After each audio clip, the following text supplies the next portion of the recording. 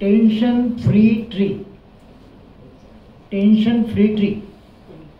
आता मराठी म्हटलं तर ताण तणाव मुक्त तरुवर असं म्हणूया आपण. एक साधारण गाव होतं, एक समजा आपण अलिबागसारखं म्हणूया, म्हणजे थोडंसं सुधारलेलं मोठं गाव, पण एकदम मोठं महापालिका असं गाव नाही आहे. तर असं एक गाव होतं. त्या गावामध्ये एक डॉक्टर होते. आपण म्हणूया तर डॉक्टर होते डॉक्टर आशुतोष प्रधान. ते डॉक्टर होते, ते जनरल प्रॅक्टिशनर होते आणि त्यांची बायको ही गायनकरीश होती.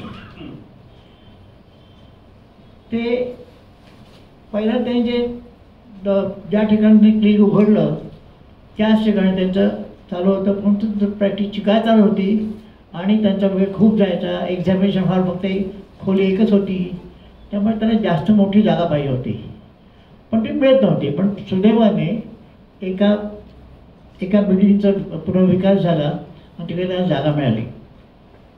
ती जागा होत होती. त्यांचा एका कारागिर फार विशाल होता, त्याचं नाव विजयराज विश्वकर्मा. त्याच्या सांगितलं, बघा मला सगळं व्यवस्थित छान पाहिजे ते. तुम्हाला ठीक आहे, हरकत नाही, करतो, मला तुम्ही 7 दिवस द्या. परंतु त्यांची जागा व्हायला खूप वेळ लागला आणि अशी परिस्थिती निर्माण झाली की आता 3 दिवसानंतर उद्घाटन होणार आहे, आपले अक्षय तृतीया आहे, उद्घाटन करायचं आहे. तर ते म्हणाले, कसं शक्य होईल रे विजय? तर म्हणे, डॉक्टर तुम्ही काय काळजी करू नका, की काय आखाजी काही तिकडे आखाजीच्या मुहूर्त तुम्ही सोडू नका, मी करतोच बरं. तर रात्रंदिवस त्यांनी 3 दिवस काम केलं आणि त्यांनी रात्री 11:30 वाजता डॉक्टरांच्या हातामध्ये तो सगळं हे दिलं. डॉक्टर खुश झाले, तर त्याचा चेक तर दिला आणि त्याला 21,000चं हे दिलं, कॅश दिली बटव्यात टाकून. तू जाणार कसा? डॉक्टर मी तर सोडतो घरी म्हणाले. डॉक्टरला गाडी बॅग घेऊन घरी घेऊन गेले. घराबाहेर गेल्यावर तर डॉक्टर बरं चला घरी.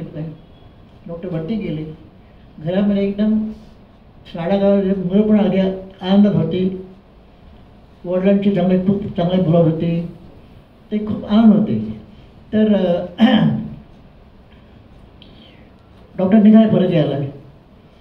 तर विजयराजच्या बायको झालं ना, आता मी जेवण जा.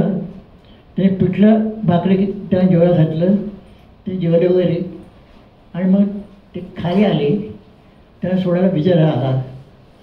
तर मला एक गोष्ट तर विचारायची, तू आत्म्यात शिरताना एका झाडाजवळ थांबलास, 2 मिनटं ते थांबलास आणि मग वरती गेलास, असं का केलंस? ते काय त्या झाडावर काय आहे?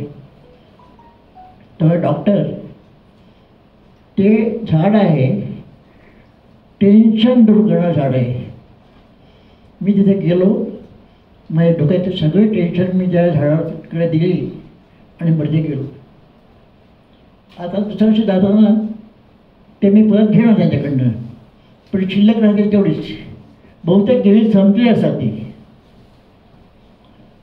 अरे असं काय आश्चर्य, तुम्हाला असं नाही सगळं ते. मग विचार केला तरी डॉक्टर विचार केला, हे असं असू शकत नाही. याचा अर्थ काय? तर आपण आपली जी टेन्शन्स असतात ती आपण जर आपणच कुठे बाहेर ठेवली आणि घरामध्ये शिरताना सगळं आनंदी ठेवलं तर आपलं घर आनंदी राहील. त्यासाठी आणि ह्याची रोपं तो म्हणणार नाही धडी असेल, ती तुमच्या मनामध्ये त्याची बीजं होतात आणि त्यातून होतात त्याची झाडं होतात. म्हणून मंडळी सर्वांनी ही टेन्शन फ्री ती आपल्या मनामध्येच लावायची प्रयत्न करावा अशी मला